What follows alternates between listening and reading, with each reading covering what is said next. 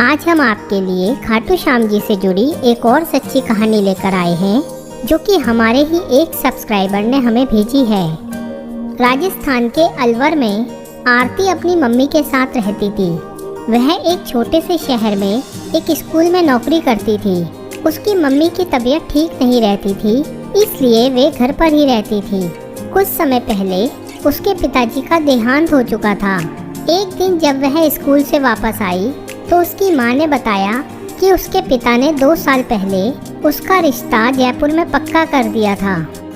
उसके 1 साल बाद शादी करने का प्लान था, पर उस समय तुम्हारे पिता का देहांत हो गया था। इस बात को 1 साल और हो गया है।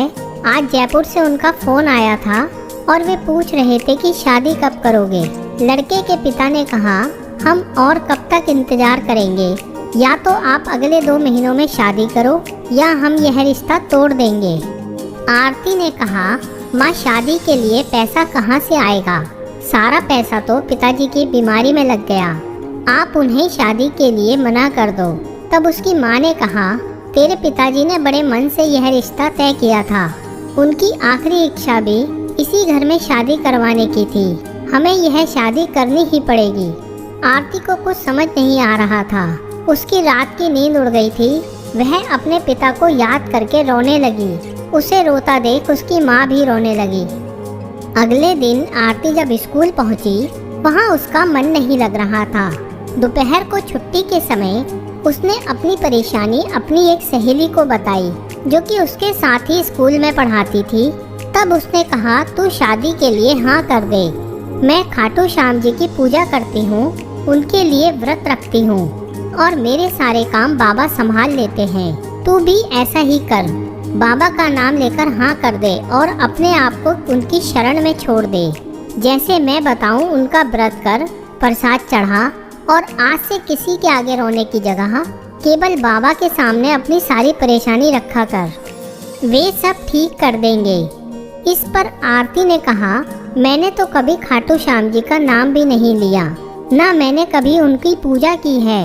मैंने खाटू का नाम तो सुना है, पर मैंने तो कभी वहां जाने की सोची भी नहीं। फिर कैसे बाबा मेरी सुनेंगे?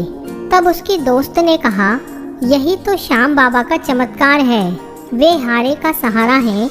एक बार उनका नाम लेकर उनका व्रत कर, उनकी पूजा रोज किया कर।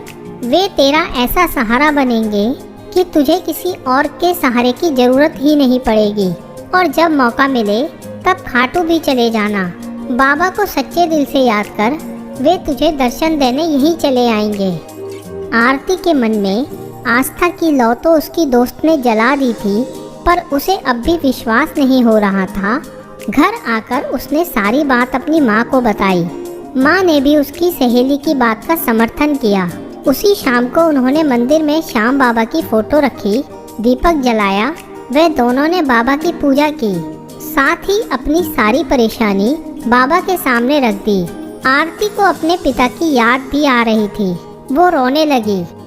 उसने बाबा से कहा, बाबा मुझे पिता का वचन भी निभाना है, इसलिए मैं आज से आपको अपना पिता मान रही हूँ। अब शादी का यह वचन आपका है। आप ही इस कार्य को पूरा कीजिए। मैं तो हार चुकी हूँ।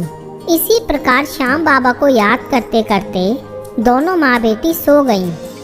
अगले दिन स्कूल की छुट्टी थी। दोपहर को लड़के के पिता का फिर फोन आया। आरती की माँ ने बात की और शादी के लिए हाँ कर दी।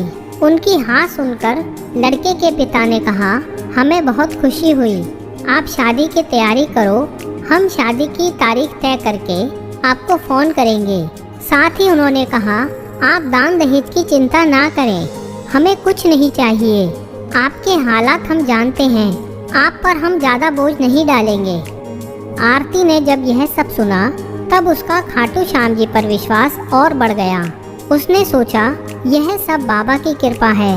कल तक हम कितना परेशान थे और बाबा को याद करते ही इस एक फ़ोन ने हमारी आधी परेशानी दूर कर दी। वह दिन रात खाटू श्याम जी की पूजा करने लगी और वह शाम को बाबा के सामने बैठकर उनसे बातें करती रहती थी। लड़के वालों ने शादी की तारीख तय कर दी थी। शादी में केवल 1 महीना बचा था। आरती व उसकी माँ को अब फिर से चिंता सताने लगी कि इतनी जल्दी पैसों का इंतजाम कैसे होगा। एक सप्ताह बाद जयपुर से लड़के के पिता उनके घर आए।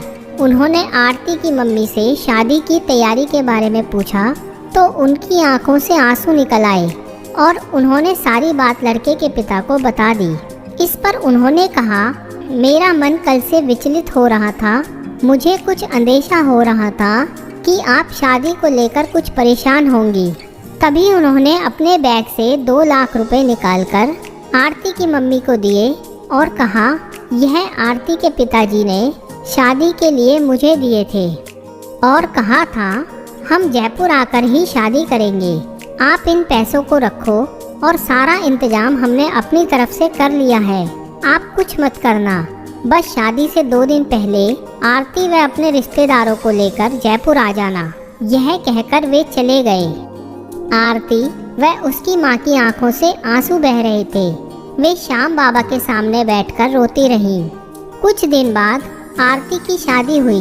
लड़के वालों ने सारा इंतजाम खुद किया। शादी के बाद आरती ने अपने ससुराल वालों को सारी बात बताई। यह सुनकर सभी ससुराल वाले आरती की माँ को भी साथ लेकर खाटू नरेश के दरबार में दर्शन करने पहुँच गए। हे खाटू नरेश, इसी प्रकार अपने भक्तों के लिए हारे का सहारा बने रहना और अपने भक्तों के कष्टों को दूर करते रहना, यही हमारी आपसे प्रार्थना है। जय श्री श्याम। दोस्तों, आपको ये वीडियो कैसी लगी हमें कमेंट बॉक्स में ज़रूर बताएं। ऐसी ही और सच्ची घटनाएं देखने के लिए हमारे चैनल कथा अमृत को सब्सक्राइब करें। धन्यवाद।